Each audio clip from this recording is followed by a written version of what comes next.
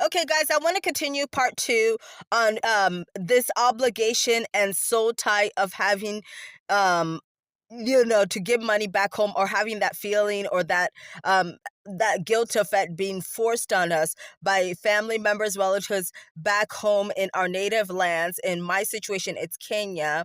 Okay, and this is the Kenyan experience because I'm Kenyan, grew up around the Kenyan community, so I'm speaking about myself and other Kenyans I've known or encountered um that have similar experiences of having to send money back home to relatives, family members, and so forth, who need it at short notice. Okay, they may present an issue to you. Sometimes they're not always direct asking, but a lot of time it is. Kenyans are pretty direct with each other, especially even from back home.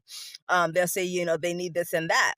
Okay, and I've experienced this myself with two people.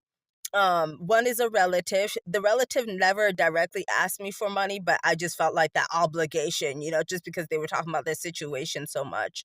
And then the other one was a friend, and that one would directly ask for money. Okay, especially after sending it the first time. Like, let's say you send it the first time, they didn't really ask, but they obviously, their situation, and you felt obligated, or you felt that need, like you should send them a little money here and there to help out with their needs. But then after that, they'll start asking. They'll start displaying a continuous pattern. So here's what I'm here to talk about.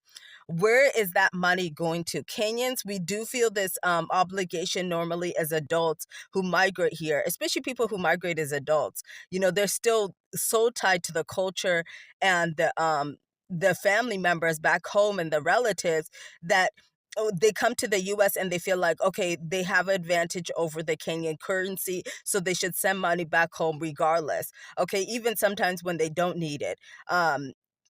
When the people back home in Nairobi or wherever it is that you guys are from, even when they don't need it, we just feel the obligation to pay like their bills or help them out. But guys, this is the part where I feel it can be spiritually dangerous or spiritually compromising. Okay, is because I've experienced this myself.